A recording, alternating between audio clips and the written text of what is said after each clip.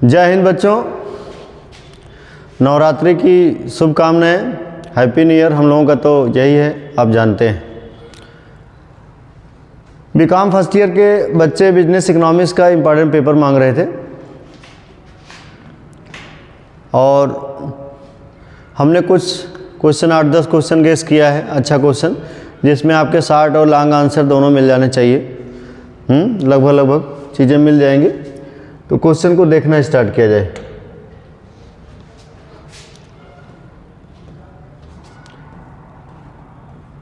पहला क्वेश्चन आपका पहले ही टॉपिक से रहता है। जैसे पहला क्वेश्चन है बिजनेस इकोनॉमिक्स में इम्पॉर्टेंट क्वेश्चन के रूप में कि what is concept of business economics. What is concept, BE का मतलब है बिजनेस इकोनॉमिक्स के कंसेप्ट बताइए क्या होता है। Explain it's nature and scope. कभी कभी आगे क्वेश्चन में भी बता सकते हैं कि how it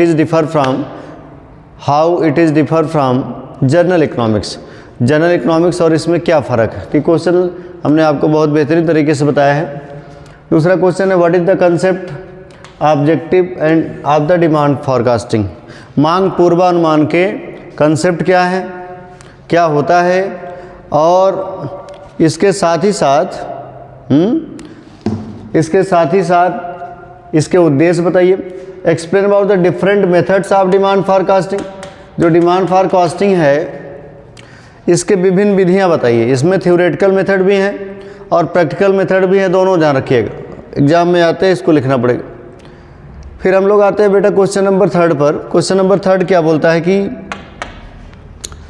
explain about the different law of utility. Utility के वैसे 3 लॉ होते हैं। कौन कौन से 3 लॉ हैं?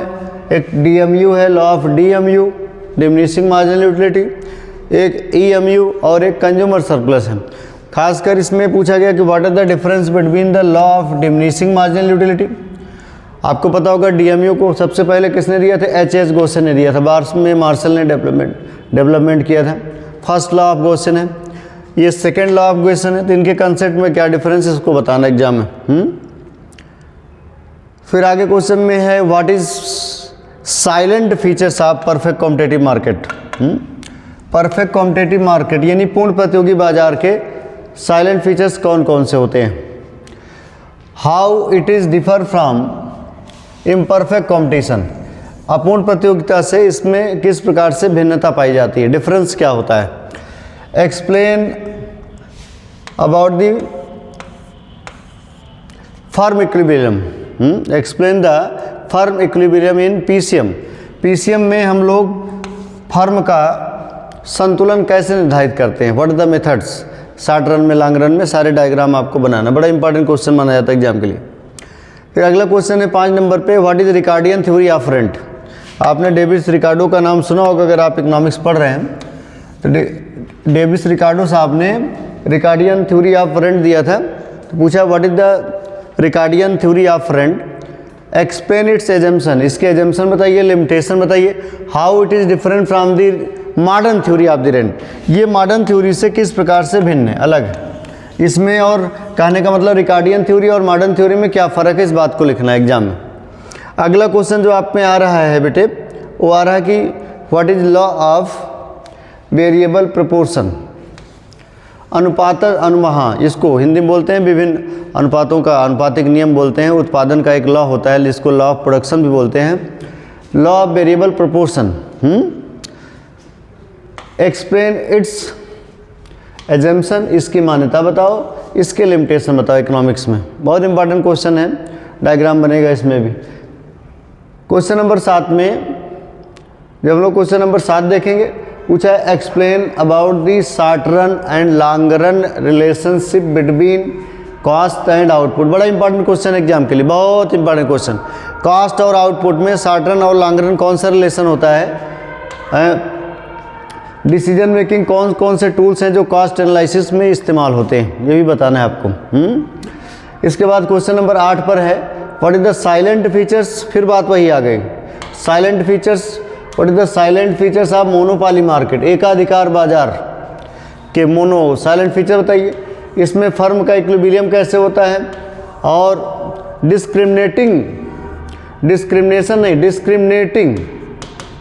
डिस्क्रिमिनेटिंग जो है मोनोपाली क्या होती है, इसके बारे में संक्षेप में लिखना पड़ेगा शॉर्ट में। फिर आगे आपका आंसर है what is the price ED, यानी प्राइस ईडी का मतलब है प्राइस इलास्टिसिटी ऑफ डिमांड क्या होता है, कीमत भेद। इसके टाइप्स बताओ, इसको कैसे मेजर किया जाता है, टोटल एक्सपेंडिचर मेथड जिसको टोटल आउटले मेथड बोलते हैं, percentage method, point method, 3 method है प्राइस ईडी के, इसको एग्जाम में लिखना है। फिर अगला क्वेश्चन आपके सामने है बेटे कि एक्सप्लेन एनी टू, इसमें से कोई 2 लिखना है। आप दी फॉलोइंग, जैसे इसमें सवाल है economies and diseconomies of the return to scale, return to scale के फायदे और नुकसान, law of consumer surplus, marginal productivity theory of wages, बहुत important question, marginal productivity theory of wages, Keynesian theory of interest, Keynesian theory of interest, ये question. इसमें से आपको short answer भी मिल जाने चाहिए, लॉन्ग आंसर भी मिल जाना चाहिए।